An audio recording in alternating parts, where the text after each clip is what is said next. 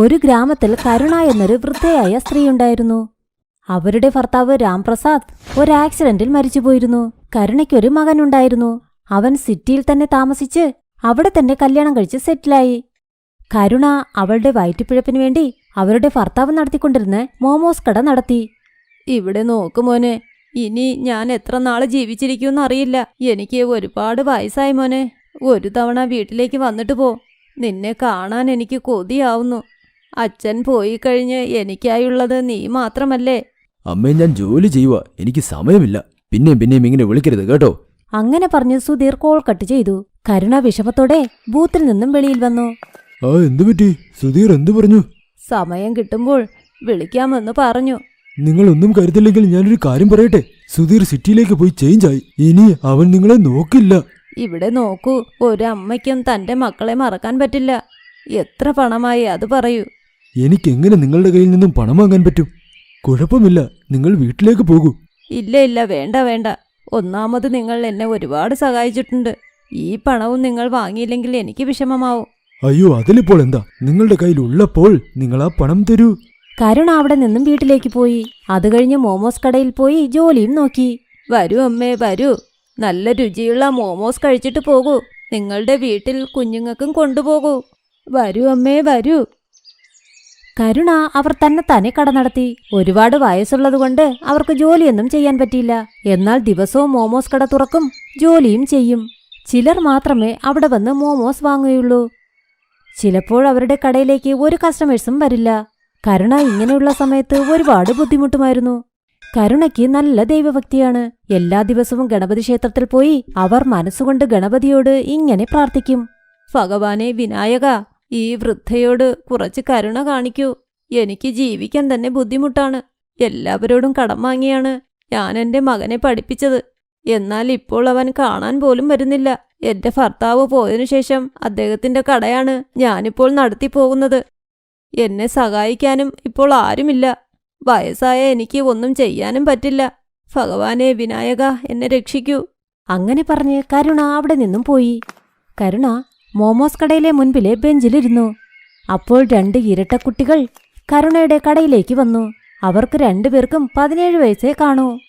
ഞങ്ങൾക്ക് 2 പേർക്കും സ്വന്തക്കാരായി ആരുമില്ല, വീടുമില്ല. നിങ്ങളുടെ കൂടെ ഇരുന്ന് എല്ലാ ജോലികളും ഞങ്ങൾ നോക്കിക്കോളാം. നോക്കു മക്കളെ, ഞാനേ ബുദ്ധിമുട്ടില്ല. നിങ്ങളെ ഞാൻ എന്റെ കൂടെ എങ്ങനെ നിർത്തും? നിങ്ങൾക്ക് ആവശ്യമുള്ള എല്ലാ ജോലിയും ഞങ്ങൾ ചെയ്യാം. നിങ്ങളുടെ വീട്ടിൽ ഞങ്ങളെ നിർത്തിയാൽ മതി. ശരി മോനെ. കരുണയ്ക്ക് ആ 2 കുട്ടികളെയും കണ്ട് ദയ തോന്നി. ആ കുട്ടികളെ അവരോടൊപ്പം നിർത്താൻ തുടങ്ങി. ദൈവം കരുണയുടെ പ്രാർത്ഥന കേട്ടെന്ന് തോന്നുന്നു. കാരണം അവരെ 2 പേരെയും അയച്ചത് ദൈവമാണ്. കരുണയെ സഹായിക്കാൻ വേണ്ടിയാണ് ദൈവം അവരെ പറഞ്ഞയച്ചത്. കരുണ വീട്ടിൽ മോമോസ് ഉണ്ടാക്കിക്കൊണ്ടിരുന്നു. ഈ ജോലി ഞങ്ങൾക്ക് തരൂ. മോമോസ് ഞങ്ങൾ ഉണ്ടാക്കിക്കോളാം. നിങ്ങൾ പോയി വിശ്രമിക്കൂ. കരുണ ശരിയെന്ന് പറഞ്ഞ് മുറിയിൽ നിന്നും വെളിയിൽ പോയി. കുട്ടികൾ 2ഉം വാതിലടച്ചു. കുറച്ചു കഴിഞ്ഞപ്പോൾ അവർ വാതിലും തുറന്നു. അപ്പോൾ കരുണ ഇവിടെ കണ്ടു ഒരുപാട് മോമോസ് കുട്ടികൾ ഉണ്ടാക്കി വച്ചിരിക്കുന്നത്. ഇതെല്ലാം കണ്ട് കരുണ ഒരുപാട് സന്തോഷിച്ചു. ആഹാ, നിങ്ങൾ 2 പേരും പെട്ടെന്ന് ജോലിയെല്ലാം ചെയ്തല്ലോ. കരുണ ഇന്ന് മോമോസ് കട തുറന്നപ്പോൾ 2 കുട്ടികളും കൂടെയുണ്ടായിരുന്നു. അവർ കച്ചവടം ചെയ്യാനും തുടങ്ങി. വരൂ അമ്മേ, വരൂ. നല്ല രുചിയുള്ള ചൂടുള്ള മോമോസ് നിങ്ങൾ കഴിച്ചിട്ട് വീട്ടിലേക്കും കൊണ്ടുപോകൂ. വരൂ അമ്മേ, വരൂ. ഇന്ന് കരുണ ഉണ്ടാക്കിയ മോമോസിൽ നിന്ന് ഒരു നല്ല മണവും വന്നു. ജനങ്ങളെ അത് ആകർഷിച്ചു. ആ മണം ശ്വസിച്ച് എല്ലാവരും കരുണയുടെ കടയ്ക്ക് വന്ന് മോമോസ് വാങ്ങി കഴിക്കാൻ തുടങ്ങി. കുറച്ചു നേരത്തിനുള്ളിൽ കരുണയുടെ കടയ്ക്ക് മുൻപിൽ ഒരുപാട് ആൾക്കാർ വന്നു. ഒരു പ്ലേറ്റ് മോമോസ് തരൂ. എനിക്കും ഒരു പ്ലേറ്റ് തരൂ. ആഹാ, അടിപൊളി. ഇത്രയും രുചിയുള്ള മോമോസ് ഞാൻ കഴിച്ചിട്ടേ ഇല്ല. കൊള്ളാം. എന്ത് രുചിയാ ഇതിന്. കരുണ ജനങ്ങൾ പുകഴ്ത്തുന്നത് കണ്ട് ഒരുപാട് സന്തോഷിച്ചു. കുറച്ചു നേരത്തിനുള്ളിൽ അവിടെയുള്ള എല്ലാ മോമോസും തീർന്നുപോയി. ഇന്ന് എല്ലാ മോമോസും വിറ്റുപോയല്ലോ. ഇതുപോലെ മുൻപോട്ടങ്ങ് പോയാൽ മതിയായിരുന്നു. എന്റെ കടമെല്ലാം എനിക്ക് അടച്ചു തീർക്കാം. ഇപ്പോൾ കരുണയെ അവർ ജോലി ചെയ്യാനേ വിടുന്നില്ല. അവർ തന്നെ മോമോസ് എല്ലാം ഉണ്ടാക്കി കരുണയുടെ കയ്യിൽ കൊടുത്തത് വിൽക്കാൻ പറയും. ആ 2 കുട്ടികളും ചെയ്യുന്ന മോമോസ് എന്നാൽ അടുത്തുള്ള എല്ലാവർക്കും ഒരുപാട് ഇഷ്ടമാണ്. ഒരിക്കൽ എന്ത് നടന്നെന്നാൽ ആ 2 കുട്ടികളും അടുക്കളയുടെ വാതിലടച്ച് മോമോസ് ഉണ്ടാക്കിക്കൊണ്ടിരുന്നു. എന്താ ഇത്? എപ്പോൾ മോമോസ് ഉണ്ടാക്കിയാലും 2 കുട്ടികളും എന്തിനാ വാതിലടയ്ക്കുന്നത്? ഇന്നൊന്ന് കേറി നോക്കണം. ഈ പിള്ളേരങ്ങനെ എന്താ ചെയ്യുന്നതെന്ന്. കരുണ അടുക്കളയുടെ വാതിലിലൂടെ അകത്തേക്ക് നോക്കി. അപ്പോൾ ആ ഇരട്ടക്കുട്ടികളുടെ കയ്യിൽ നിന്ന് എന്തോ ഒരു ശക്തി വെളിയിൽ വന്ന് അത് തന്നെത്താനെ മോമോസായി റെഡിയായിക്കൊണ്ടിരുന്നു. കരുണ ഇത് കണ്ട് ഒരുപാട് അത്ഭുതപ്പെട്ടു. അതിനുശേഷം പോയി വാതിലിൽ മുട്ടി. കുട്ടികളെ, വാതിൽ തുറക്കൂ. പറയൂ അമ്മേ. നിങ്ങളൊക്കെ ആരാണ്? ഞാനെല്ലാം കണ്ടു ജനലിലൂടെ. സത്യം പറയൂ. പേടിക്കണ്ട, നിങ്ങളെ ബുദ്ധിമുട്ടിക്കാൻ ഞങ്ങൾ വന്നതല്ല. നിങ്ങളെ സഹായിക്കാനാണ് ഞങ്ങൾ വന്നത്. ഞങ്ങൾ ഭഗവാന്റെ സേവകരാ. വിനായകനാണ് ഞങ്ങളെ ഇവിടേക്ക് പറഞ്ഞുവിട്ടത്. എന്താ, സത്യമായിട്ടും വിനായകൻ നിങ്ങളെ എന്നെ സഹായിക്കാൻ പറഞ്ഞയച്ചതാണെന്നോ? അതെ അമ്മേ, അമ്മയുടെ ബുദ്ധിമുട്ട് ദൈവത്തിന് മനസ്സിലായി. അതുകൊണ്ടാണ് നിങ്ങളെ സഹായിക്കാൻ പറഞ്ഞയച്ചത്. കരുണ അത് കേട്ട് ഒരുപാട് സന്തോഷിച്ചു. അന്നു മുതൽ ആ രണ്ടു കുട്ടികളുടെയും സഹായത്തോടെ കരുണ ഒരുപാട് പണമുണ്ടാക്കാൻ തുടങ്ങി. കുട്ടികൾ രണ്ടുപേരും ശക്തി കൊണ്ട് മോമോസ് ഉണ്ടാക്കിയാൽ കരുണ അത് വിറ്റുകൊണ്ടിരുന്നു. ഇങ്ങനെ ദിവസങ്ങൾ കടന്നുപോകാൻ തുടങ്ങി. കരുണ ചെയ്യുന്ന ആ മോമോസിന്റെ രുചി എല്ലാവർക്കും ഇഷ്ടമായി. അകലെ നിന്നും എല്ലാവരും ആ കടയിലേക്ക് വരാൻ തുടങ്ങി. അതിൽ കരുണയ്ക്ക് നല്ല ലാഭം കിട്ടി. കടവും തീർത്തു. ഇപ്പോൾ കരുണയ്ക്ക് പണത്തിനൊരു ബുദ്ധിമുട്ടുമില്ല.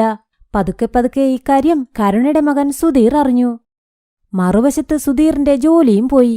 അതുകൊണ്ട് സുധീർ തന്റെ ഭാര്യയോടൊപ്പം ഒരു ദിവസം കരുണയെ കാണാൻ വേണ്ടി ഗ്രാമത്തിൽ പോയി. അമ്മേ നമസ്കാരം, ഞങ്ങൾ വന്നു. അയ്യോ സുധീർ, നീ വന്നോ മോനെ? നിന്നെ കാണാൻ വേണ്ടിയാണ് മോനെ ഈ കണ്ണ് കാത്തിരുന്നത്. അതെ അമ്മേ, അമ്മയെ ഞാൻ ഒരുപാട് മിസ്സാക്കി. അമ്മ എന്നോട് ക്ഷമിക്കൂ. അമ്മയെ ഞാൻ കെയർ ചെയ്തില്ല. ജോബിന്റെ ടെൻഷനിൽ ഞാൻ എല്ലാം വിട്ടുപോയി. ഇപ്പോൾ ഞാൻ വന്നില്ലേ, ഇനി അമ്മ വിഷമിക്കരുത്. അമ്മേ, ഇതാണ് അമ്മയുടെ മരുമകൾ. നമസ്കാരം അമ്മേ. ദയവ് ചെയ്ത് ഞങ്ങളോട് ക്ഷമിക്കൂ. ഇവിടെ നോക്കു മക്കളെ, നിങ്ങളോട് എനിക്ക് ഒരു ദേഷ്യവുമില്ല. എപ്പോൾ നിങ്ങളെ ഈ കണ്ണുകൊണ്ടു കണ്ടോ അപ്പോൾ ആ ദൈവം എനിക്ക് തരേണ്ട എല്ലാ സന്തോഷവും തന്നു. ഇനി എനിക്ക് വേറെ ഒന്നും വേണ്ട. വരൂ, നമുക്ക് വീട്ടിൽ പോകാം. എന്തുപറ്റി? അലമാരയുടെ താക്കോൽ കിട്ടിയോ? ആ, ഇതാ ഉണ്ട്. ശരി, എല്ലാ പണവും പെട്ടെന്ന് എടുത്തോളൂ. നമുക്ക് ഇവിടെ നിന്നും പോകണം. പോകാം. അങ്ങനെ പറഞ്ഞ് ഭർത്താവും ഭാര്യയും പോയി അലമാര തുറന്നു. അവിടെയുള്ള എല്ലാ സ്വർണവും പണവും എടുത്ത് അവിടെ നിന്നും അവർ പോകാൻ തുടങ്ങി. അവർ രണ്ടുപേരും ഗ്രാമത്തിൽ നിന്ന് വേഗം പോകാൻ തയ്യാറായി. വിശ്രമിക്കാൻ ഒരു സ്ഥലത്തും ഇരുന്നു. ഇത്രയും സ്വർണം ഞാൻ ആദ്യമായിട്ടാ കാണുന്നത്. ആ ബാഗൊന്ന് തുറന്നു കാണിച്ചേ, ഞാനൊന്ന് നന്നായി നോക്കട്ടെ. അവർ ആ ബാഗ് തുറന്നു നോക്കിയപ്പോൾ അതിൽ പണമില്ല. അതിൽ കല്ല് മാത്രമേ ഉള്ളൂ. രണ്ടു കുട്ടികളുടെയും ശക്തി കൊണ്ട് അതെല്ലാം കല്ലായി മാറി. അത് കണ്ട് രണ്ടുപേരും ഷോക്കായി. കൈയിട്ട് ആ കല്ലെല്ലാം എടുത്തു നോക്കി. എന്നാൽ അവർക്ക് അവിടെ നിന്നും 1 രൂപ പോലും കിട്ടിയില്ല. അയ്യോ, പണമൊക്കെ എവിടെ പോയി? ഇവിടെയല്ലേ വെച്ചത്? അയ്യോ, പണമെല്ലാം എവിടെ പോയി മനസ്സിലാകുന്നില്ലല്ലോ. അപ്പോൾ അവിടേക്ക് ആ ഇരട്ടക്കുട്ടികൾ വന്നു. ആ രണ്ടു കുട്ടികളും രണ്ടുപേരെയും കണ്ട് ഉറക്കെ ചിരിക്കാൻ തുടങ്ങി. വിഡ്ഢികളെ, നിങ്ങൾക്ക് ഒന്നും കിട്ടാൻ പോകുന്നില്ല. നിങ്ങളുടെ മനസ്സ് മുഴുവനും കല്ലാണ്. അതുകൊണ്ടാണ് നിങ്ങൾക്ക് കല്ല് കിട്ടിയത്. നീയൊക്കെ ഒരു മകനാണോ? അമ്മയുടെ അടുത്ത് നിന്ന് മോഷ്ടിക്കുന്നു? അതെല്ലാം നിന്റെ അമ്മ നിനക്ക് വേണ്ടി വെച്ചിരുന്നതാണ്. എന്നാൽ നീ മോഷ്ടിച്ചു. നീ ചെയ്ത തെറ്റിന് അനുഭവിക്കേ. അമ്മയില്ലാതെ കല്ല് പോലെയാണ് നിന്റെ ജീവിതം തന്നെ. ഒരു പ്രയോജനവുമില്ല.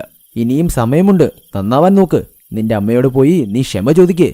നിങ്ങൾ ഇന്നെന്റെ കണ്ണു തുറന്നു. അത്യാഗ്രഹത്താൽ ഞാൻ അന്ധനായി. ഇനി ഒരിക്കലും ഇങ്ങനെ ചെയ്യില്ല. എന്നോട് ക്ഷമിക്കൂ.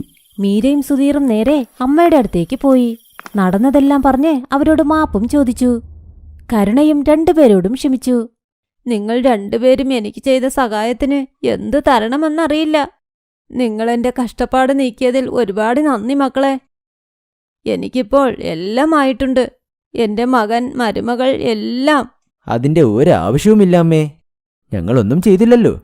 ഇതെല്ലാം ചെയ്യിപ്പിച്ചത് ദൈവമാണ്. ഇനി മുതൽ അമ്മയുടെ ജീവിതം നന്നായി പോകും. ഞങ്ങൾക്കും ഇപ്പോൾ ഇവിടെ നിന്നും പോകേണ്ട സമയമായി.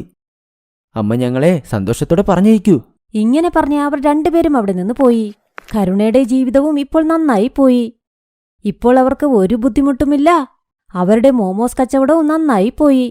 കരുണ അവരുടെ ബാക്കി ജീവിതം മകനോടും മരുമകളോടും വളരെ സന്തോഷത്തോടെ ജീവിച്ചു തീർത്തു. രാജ്ഗർ എന്ന ഗ്രാമത്തിൽ അരുണും വികാസും എന്ന് പറയുന്ന 2 കൂട്ടുകാരുണ്ടായിരുന്നു. രണ്ടുപേരും കൃഷിയൊക്കെ ചെയ്ത് അവരവരുടെ ജീവിതം ജീവിക്കുന്നു. പക്ഷെ ഇതിൽ നിന്നും അവർക്ക് അത്രയും വരുമാനമൊന്നുമില്ല. അതുകൊണ്ട് തന്നെ രണ്ടുപേരും കൂടെ ചേർന്നൊരു വ്യാപാരം തുടങ്ങിയാലോ എന്ന് കരുതി. ഞാൻ രാവും പകലും കഠിനാധ്വാനം ചെയ്ത് ക്ഷീണിച്ചു. കൂടുതൽ പൈസ കിട്ടുന്ന എന്തെങ്കിലും ബിസിനസ് തുടങ്ങാൻ എനിക്ക് വളരെയധികം ആഗ്രഹമുണ്ട്. അതിന് കച്ചവടമാണ് ഏക വഴി, ചെറുതാണെങ്കിലും വലുതാണെങ്കിലും. എന്താ, ശരിയല്ലേ? എൻ്റെ കൂടെ കൂടുന്നോ? പക്ഷേ അരുൺ അതും ഇതും പറയാതെ നീ ഉണ്ടോ ഇല്ലയോ എന്ന് തീരുമാനമെടുക്ക്. ശരി, ഞാൻ പൈസ ഉണ്ടാക്കാനൊക്കെ തയ്യാറാണ്. പക്ഷേ നമ്മളെന്താ ചെയ്യാൻ പോകുന്നത്? നമ്മൾ പുതിയ വ്യാപാരം തുടങ്ങാൻ പോകുന്നു. പച്ചക്കറി വ്യാപാരം. ഗ്രാമത്തിലെ കർഷകരിൽ നിന്നും കുറഞ്ഞ വിലയ്ക്ക് പച്ചക്കറി മേടിച്ച് നഗരത്തിൽ കൊണ്ടുപോയി വിൽക്കാം. അല്ല, കർഷകരിൽ നിന്നും കുറഞ്ഞ വിലയ്ക്ക് എങ്ങനെ വാങ്ങുന്നത്? ഏറ്റവും അധികം കഷ്ടപ്പെടുന്നത് കർഷകരല്ലേ? അതെ, നമ്മൾ ബിസിനസ് ചെയ്യാനാ പോകുന്നത്. ഹൃദയവിശാലതയില്ലാതെ നീ ബുദ്ധി കൊണ്ട് ചിന്തിക്കേ. അങ്ങനെ രണ്ടുപേരും കൂടെ ചേർന്ന് പച്ചക്കറിയുടെ വ്യാപാരം തുടങ്ങി. അങ്ങനെ കുറച്ചു ദിവസം കൊണ്ട് തന്നെ അവർക്ക് നല്ല ലാഭവും കിട്ടാൻ തുടങ്ങി. അങ്ങനെ 1 മാസത്തിനു ശേഷം ഒരു ദിവസം വികാസിന്റെ ഭാര്യ അവനോട്, അതേനെ, നിങ്ങക്ക് കാശ് കിട്ടിയോ? അതെ, അരിയും പച്ചക്കറിയൊക്കെ തീർന്നിട്ട് കുറേ ആയി. അതെ പ്രിയ, ഞാൻ ഇന്ന് തന്നെ അരുണിന്റെ അടുത്തേക്ക് കച്ചവടത്തിന്റെ പൈസ ചോദിക്കാൻ പോകുന്നുണ്ട്.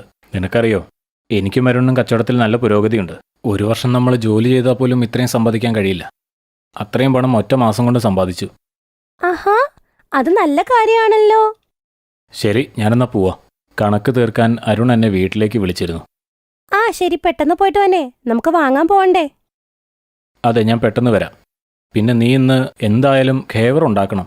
ഇന്ന് പണം ലഭിക്കുകയാണെങ്കിൽ തീർച്ചയായും അത് വാങ്ങാമല്ലോ. പിന്നെ ഖേവർ എന്തായാലും നെയ്യ് ഉപയോഗിച്ചുണ്ടാക്കണം. ആ, ഉണ്ടാക്കാന്നേ. വികാസ് അരുണിന്റെ വീട്ടിലേക്ക് അങ്ങ് പോകും. പക്ഷെ അരുണിന്റെ വീട്ടിൽ ചെല്ലുമ്പോ താഴിട്ട് പൂട്ടിയേക്കുന്നത് കാണും. അല്ല, അരുണിന്റെ വീടെന്താ ഇങ്ങനെ പൂട്ടിക്കിടക്കുന്നത്? ചേട്ടാ, അരുൺ ഇന്നലെ രാത്രി വീടും പൂട്ടിക്കൊണ്ട് പോയി. അവൻ എൻ്റെ വാടക പോലും തന്നില്ല. എന്ത്, പോയെന്നോ? അല്ല, അതങ്ങനെ ശരിയാവും? എൻ്റെ പണമെല്ലാം ഇരിക്കുന്ന അവൻ്റെ കയ്യിലാ. എനിക്കവനെ കണ്ടേ പറ്റൂ. അവൻ എവിടെ പോയതെന്ന് അറിയാമോ? ഇല്ല സാറേ, അവൻ എങ്ങോട്ടാ പോകുന്നതെന്ന് എന്നോട് പറഞ്ഞില്ല. ദൈവമേ, ഇനി ഞാൻ എന്താ ചെയ്യുക? എൻ്റെ പൈസ ഞാൻ അരുണിനെ എവിടെ നിന്ന് കണ്ടുപിടിക്കും? സാറേ, രാത്രിക്ക് രാത്രി അവനെടുന്ന് പോയെങ്കിൽ അതിലൊരു അർത്ഥമേ ഉള്ളൂ. അവൻ കാശും കൊണ്ട് കടന്നു കളഞ്ഞതാ. ഇല്ല, അങ്ങനെയൊന്നും സംഭവിക്കില്ല. അവനുമായി കച്ചവടം നടത്താൻ വേണ്ടിയാണ് ഞാൻ എൻ്റെ എല്ലാ സമ്പാദ്യം ഉപയോഗിച്ചത്. ദൈവമേ, ഇത് വല്ലാത്തൊരവസ്ഥ തന്നെ. വികാസ് വിഷമത്തോടെ തിരിച്ച് വീട്ടിൽ വരും. അതെ, നിങ്ങൾ എത്തിയോ? അല്ല, എന്താ പറ്റിയേ? നിങ്ങളെന്താ വിഷമിച്ചിരിക്കുന്നേ? വികാസ് എല്ലാ കാര്യവും ഭാര്യയോട് പറയും. എൻ്റെ ആത്മാർത്ഥ സുഹൃത്ത് എന്നോട് ഇങ്ങനെ ചെയ്യുമെന്ന് ഞാൻ ഒരിക്കലും കരുതിയില്ല പ്രിയ. പുതിയ കച്ചവടം ചെയ്യാനുള്ള താല്പര്യത്തിൽ ഞാൻ എൻ്റെ ജോലി വരെ ഉപേക്ഷിച്ചു. ഇനി ഒരിക്കലും ഞാൻ ആരെയും വിശ്വസിക്കില്ല. നിങ്ങൾ വിഷമിക്കാതിരിക്കുക, നമുക്ക് രണ്ടും കൂടെ ചേർന്ന് എന്തെങ്കിലും ജോലി ചെയ്യാം. ഞാനും എന്തെങ്കിലും ജോലി തപ്പി ഇറങ്ങാന്നേ. അടുത്ത ദിവസം രാവിലെ തന്നെ രണ്ടുപേരും കൂടെ ജോലി തപ്പി ഇറങ്ങും. 4-5 ദിവസമായിട്ടും അവർക്ക് ജോലിയൊന്നും ആയില്ല. ഇനി എന്തു ചെയ്യും പ്രിയ? ഒരു ജോലി പോലും കിട്ടുന്നില്ല. പ്രിയ അപ്പോഴേക്കും അവിടെ നിന്നൊരു ശബ്ദം കേൾക്കും. അപ്പോ അവൾക്ക് ഒരു ഐഡിയ തോന്നും. അതേനേ, നമുക്ക് സ്വന്തമായിട്ട് എന്തെങ്കിലും ബിസിനസ് തുടങ്ങിയാലോ? ഒരു തട്ടുകട. നീ പറയുന്നതൊക്കെ ശരി തന്നെ പ്രിയ. പക്ഷെ ആദ്യം നമ്മൾ എന്ത് ജോലി ചെയ്യും? നമുക്ക് ഗോൽഗപ്പയും ചൗമീനും മോമോസും പോലെ ഒന്നും ഉണ്ടാക്കാൻ അറിയില്ലല്ലോ. എനിക്ക് സാമ്പാറും ചോറും വെക്കാൻ അറിയാലോ. എന്നുവെച്ചാ? അതേനേ, നിങ്ങളല്ലേ പറയുന്നത് ഞാൻ എപ്പോഴും നല്ല ചോറും സാമ്പാറും ഉണ്ടാക്കുമെന്ന്. അതെ അമ്മ, അമ്മ ഉണ്ടാക്കുന്ന സാമ്പാറും ചോറും ഒക്കെ എന്ത് ടേസ്റ്റാ. അമ്മയ്ക്കറിയാവോ, ഒരു ദിവസം ഞാൻ സ്കൂളിലേക്ക് കൊണ്ടുപോയപ്പോ എന്റെ കൂട്ടുകാർക്കും അത് ഇഷ്ടപ്പെട്ടായിരുന്നു. അവർക്ക് തോന്നിയത് ഞാൻ കടയിൽ നിന്ന് വാങ്ങിക്കൊണ്ടു പോയതാന്ന്. പിന്നെന്താ അവർ രണ്ടുപേരും തീരുമാനിച്ചു സാമ്പാറും ചോറും വിൽക്കാന്ന്. പക്ഷെ അതിനായി അവർക്ക് കാശിന്റെ ആവശ്യമുണ്ടായിരുന്നു. പ്രിയ അവളുടെ കെട്ടുതാലി പണയം വെച്ചു. എന്നിട്ട് ആവശ്യമുള്ള സാധനങ്ങളൊക്കെ വാങ്ങി. എന്നിട്ട് അടുത്ത ദിവസം മുതൽ സാമ്പാറും ചോറും വിൽക്കാൻ തുടങ്ങി. ഈ കാര്യത്തിൽ വികാസും അവളെ സഹായിച്ചു. പ്രിയ, എല്ലാം തയ്യാറല്ലേ? ഞാനെന്നാൽ ആളുകളെ വിളിക്കാൻ തുടങ്ങട്ടെ. അതിനെന്താ ചേട്ടാ? വികാസ് അങ്ങനെ എല്ലാവരെയും വിളിക്കാൻ തുടങ്ങി. വരൂ വരൂ, സാമ്പാർ ചോറ് കഴിക്കാൻ വരൂ. സാമ്പാർ ചോറ് വെറും 40 രൂപ. വരൂ വരൂ വരൂ. അങ്ങനെ അവൻ കസ്റ്റമേഴ്സിനെയൊക്കെ അങ്ങോട്ടേക്ക് വിളിപ്പിക്കും. ഒരു പ്ലേറ്റിന് 40 രൂപ എന്ന് കേൾക്കുമ്പോൾ കസ്റ്റമേഴ്സൊക്കെ വരും. കൊള്ളാലോ, വെറും 40 രൂപയോ? അത് ലാഭമാണല്ലോ. എനിക്കും തരൂ. ഞാനിപ്പോൾ തരാം. ഇതാ നിങ്ങൾക്കുള്ള സാമ്പാർ ചോറ്. അങ്ങനെ അവർക്ക് പ്രിയ ഉണ്ടാക്കിയ ചോറും സാമ്പാറും ഇഷ്ടപ്പെടും. അങ്ങനെ അവരുടെ തട്ടുകടയിൽ ഒരുപാട് ആളുകൾ വരും. ആദ്യ ദിവസം തന്നെ അവർക്ക് നല്ല വരുമാനവും ഉണ്ടാകും. ചേട്ടാ, നമുക്ക് നല്ല വരുമാനം കിട്ടി. അതെ പ്രിയ, ഞാൻ വിചാരിച്ചില്ല നമ്മൾ ആദ്യ ദിവസം തന്നെ ഇത്രയും പൈസ സമ്പാദിക്കുമെന്ന്. അങ്ങനെ അവര് രണ്ടുപേരും നല്ല വരുമാനം ഉണ്ടാക്കും. എന്നിട്ട് അവര് കുറച്ചു ദിവസം കൊണ്ട് തന്നെ ഫ്രിഡ്ജ്, വാഷിംഗ് മെഷീൻ, TV ഒക്കെ വാങ്ങുകയും ചെയ്യും. ഇപ്പൊ അവർക്ക് തട്ടുകടയിൽ നിന്ന് മാറി നിൽക്കാൻ സമയമില്ല. അവര് മുഴുവൻ ദിവസം തട്ടുകടയിൽ കഷ്ടപ്പെടും. ഇത് കണ്ട് അപ്പുറത്തെ വീട്ടിലെ സരളയ്ക്ക് ദേഷ്യമാകും. എന്നും പുതിയ പുതിയ സാധനങ്ങൾ വാങ്ങുന്നുണ്ട്, നല്ല വരുമാനം ഉണ്ടെന്നാ തോന്നേ. ഇങ്ങനെ പോയ അവര് പണക്കാരാവും. അതെന്തായാലും പറ്റത്തില്ല. ഇങ്ങനെ സന്തോഷം ജീവിക്കാൻ ഞാൻ സമ്മതിക്കില്ല. ഇവരുടെ ജീവിതത്തിൽ ഒരു ഗ്രഹണം വീഴാൻ പോവുകയാണ്. തകർക്കാൻ പോകുന്നത് ഞാനാ. സരള അതിനുശേഷം അവരെന്ത് ചെയ്യുന്നു നോക്കാൻ തുടങ്ങി. ഒരു ദിവസം അവര് വീട്ടിലില്ലാത്തപ്പോൾ സരള അവരുടെ അരിയിലും പരിപ്പിലും ഒക്കെ കല്ലുകൊണ്ടിടും. ഇനി കാണാം ഇവരുടെ സാമ്പാറും ചോറും ആരൊക്കെ തിന്നൂന്ന്. നാളെ ഇവരുടെ തട്ടുകടയുടെ അവസാന ദിവസമായിരിക്കും. നാളെ ഇവരുടെ സാമ്പാറും ചോറും തിന്നുമ്പോ ആൾക്കാര് കല്ലെറിയും. എനിക്ക് കാണണം ഇവർ ഈ ഗ്രാമത്തിൽ എങ്ങനെ ജീവിക്കൂന്ന്. എന്നത്തെയും പോലെ രാവിലെ തന്നെ അവർ കച്ചവടത്തിനായി പുറപ്പെടും. എന്നിട്ട് ചോറും സാമ്പാറും വിൽക്കാൻ തുടങ്ങും. ദൂരെ അവിടെ സരള ഇതെല്ലാം കാണാൻ വേണ്ടി കാത്തിരിക്കുകയായിരുന്നു. കുറച്ചു കഴിയുമ്പോ ആൾക്കാരൊക്കെ അവിടെ കഴിക്കാൻ വരും. പക്ഷെ സരള ഞെട്ടിപ്പോവും. ആർക്കും ഒരു കുഴപ്പവുമില്ല. അല്ലേ, ഇതെങ്ങനെ സംഭവിച്ചു? ഒരു ബുദ്ധിമുട്ടുമില്ലാതെ ആഹാരം കഴിക്കുന്നു. ഇവർക്ക് എന്താ ഒന്നും സംഭവിക്കാതെ? അപ്പോഴേക്കും അവളുടെ ഭർത്താവ് രാംകിഷോർ അവിടെ വരും. എന്തു പറ്റി സരള? എന്താ, ആർക്കും ഒന്നും ഇതുവരെ ഒന്നും സംഭവിച്ചില്ലല്ലോ. എന്ന് പറഞ്ഞ കൂടുതലൊന്നും പറയണ്ട. നീ ഇന്നലെ അയാളുടെ വീട്ടിൽ പോയി അവിടെ ചെയ്യുന്നതൊക്കെ ഞാൻ കണ്ടു. നിനക്ക് ലജ്ജയില്ലേ ആളുകളിങ്ങനെ കൊല്ലാനായിട്ട്? എല്ലാം നിന്റെ അസൂയ കാരണ. നീ അവിടെ പോകുന്നത് ഞാൻ കണ്ടത് നന്നായി. അതുകൊണ്ട് നീ ചെയ്യുന്നതൊക്കെ ഞാൻ കണ്ടു. ഞാൻ വികാസിനോടും പ്രിയയോടും എല്ലാ കാര്യങ്ങളും പറഞ്ഞു. ഞാൻ അവർക്ക് പുതിയ സാധനങ്ങളെല്ലാം കൊടുത്തു. നീ എൻ്റെ ഭാര്യയാണെന്ന് പറയാൻ എനിക്കിപ്പോൾ ലജ്ജ തോന്നുന്നു. അപ്പോഴേക്കും അവിടെ വികാസും പ്രിയയും എത്തും. അവരുടെ രണ്ടുപേരുടെയും വയറ്റ് തടിക്കാൻ നിനക്ക് നാണമില്ലേ? ആ കട അവരുടെ ഉപജീവന മാർഗമാണ്. മനസ്സിലായോ? വികാസും പ്രിയയും അവർ രണ്ടുപേരും നമ്മളെ ഒരു തവണയല്ല പല തവണ സഹായിച്ചിട്ടുണ്ട്. നമുക്ക് അവർ അയൽക്കാരേക്കാൾ അടുത്തവരാണ്. ഭർത്താവ് പറഞ്ഞത് കേട്ട് ചെയ്ത തെറ്റോർത്ത് സരള വിഷമിച്ചു. അവൾക്ക് കുറ്റബോധം തോന്നി.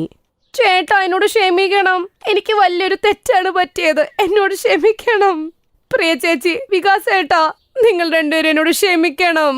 ഞാൻ മറന്നുപോയി. ചിങ്കി മോൾക്ക് കറണ്ട് ഏറ്റപ്പോ പ്രിയ ചേച്ചി സ്വന്തം ജീവൻ പോലും നോക്കാതെ സഹായിച്ചു. ഒന്നും തിന്നാനില്ലാത്ത സമയത്ത് വികാസ് ഏട്ടൻ ഉണ്ടായിരുന്ന പൈസ ഞങ്ങൾക്ക് തന്ന് ഞങ്ങളെ സഹായിച്ചതായിരുന്നു. കുഴപ്പമില്ല സരള ചേച്ചി, മനുഷ്യരല്ലേ, തെറ്റൊക്കെ പറ്റാലോ. ചെയ്ത തെറ്റ് മനസ്സിലായില്ലേ, അത് തന്നെ നല്ലത്. എനിക്ക് അത്രേ ഉള്ളൂ ചേച്ചി. സരളയോട് ക്ഷമിച്ച് രണ്ടുപേരും അവരവരുടെ തട്ടുകട വീണ്ടും നടത്താൻ തുടങ്ങി. കുറച്ചുനാൾ കഴിഞ്ഞപ്പോൾ നല്ല വരുമാനമായി അവർക്ക്. അവരങ്ങനെ സ്വന്തമായി ഹോട്ടലിട്ടു. അതിനുശേഷം വച്ചടി കയറ്റമായിരുന്നു. അങ്ങനെ അവർ സന്തോഷത്തോടെ അവരുടെ ജീവിതം ജീവിക്കാൻ തുടങ്ങി. Thanks for watching.